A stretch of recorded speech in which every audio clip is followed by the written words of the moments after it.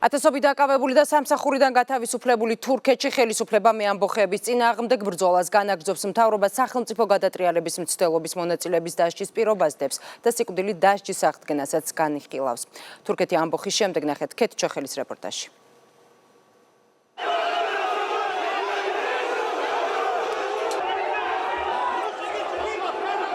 თურქეთში დაკავებების სერია არ წყდება. ბოლო მონაცემებით ამბოხთან დაკავშირებით 7500-ზე მეტი ადამიანია დაკავებული. მათ შორის 100-ზე მეტი გენერალი.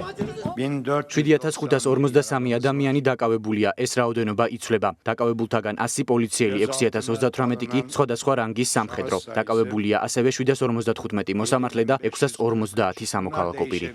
ამბოხის შემდეგ თანამდებობები დაკარგა 8500-ზე მეტმა სამართალდამცველმა, 30 პროვინციის გუბერნატორმა და 47 ოლქის მმართველმა.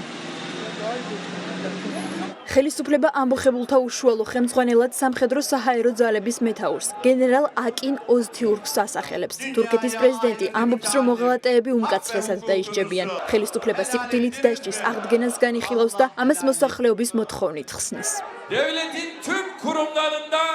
როგორც სახელმწიფოს და მთავრობას ჩვენ გვესმის თქვენი მოთხოვნა და მას ვერ უგულვებელყოფთ. დემოკრატიულ სახელმწიფოებში, რასაც ხალხი ითხოვს, ის სრულდება. ამ გადაწყვეტილების გადავადება არ შეიძლება, რადგან მათ ვინც სახელმწიფოს წინააღმდეგ ამბოხს აწყობს, ამის საფასური უნდა გადაიხადოს. სიკვდილით დასჯის აღდგენა მიუღებლად მიაჩნიათ ევროპაში. ევროკავშირმა და ევროსაბჭომ ანკარას შეახსენა, რომ ის ადამიანის უფლებათა ევროპული კონვენციის ხელმომწერია.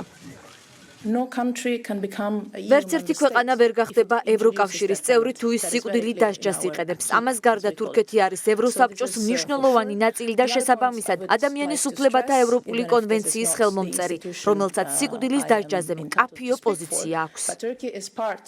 თურქეთის სამხედრო ამბოხის იდეოლოგად ერდოღანის მთავარ კრიტიკოსს ამერიკის შეერთებულ შტატებში მცხოვრებ ფეთჰულა გიულენს მიიჩნევს. ანკარა ვაშინგტონისგან გიულენის ექსტრადირებას ითხოვს, თუმცა ამერიკული მხარე ამბოხთან გიულენის კავშირის მტკიცებულებებსა და ექსტრადირების ფორმალურ მოთხოვნას ელოდება. Όλო ერთი დღის განმავლობაში მე ჩემს კოლეგას საგარეო საქმეთა მინისტრს სამჯერ ვესაუბრე. მე მოუწოდე მას შეაგროვონ მტკიცებულებები, რაც შეიძლება მალე და წარმოგვიდგინონ პირდაპირ არხებით. მე პირობა დავდე, რომ ექსტრადირების შესახებ ხელშეკრულების, ჩვენი კანონიერი პროცესისა და სტანდარტების შესაბამისად, ჩვენ დაუყოვნებლივ შევაფასებთ, არის თუ არა მტკიცებულებები ექსტრადირებისთვის საკმარისი. თავად ფეთჰულა გიულენი სახელმწიფო გადატრიალებასთან კავშირს უარყოფს და ვარაუდობს, რომ ამბოხი თურქეთის მთავრობის დადგმული იყო. მე არ მგონია, რომ სოფლიოს ჯერა პრეზიდენტ ერდოღანის მიერ გამოთქმული ბრალდებების. არსებობს შესაძლებლობა, რომ ეს ყოფილიყო დადგმული სახელმწიფო გადატრიალება. მე მჯერა, რომ სახელმწიფო გადატრიალებას არ მოაქვს დემოკრატია. 16 ივლისის სამხედრო გადატრიალების მცდელობისას სტამბოლსა და ანკარაში შეტაკებების დროს 300-მდე ადამიანი დაიღუპა, მათ შორის 155 სამოქალაქო პირია.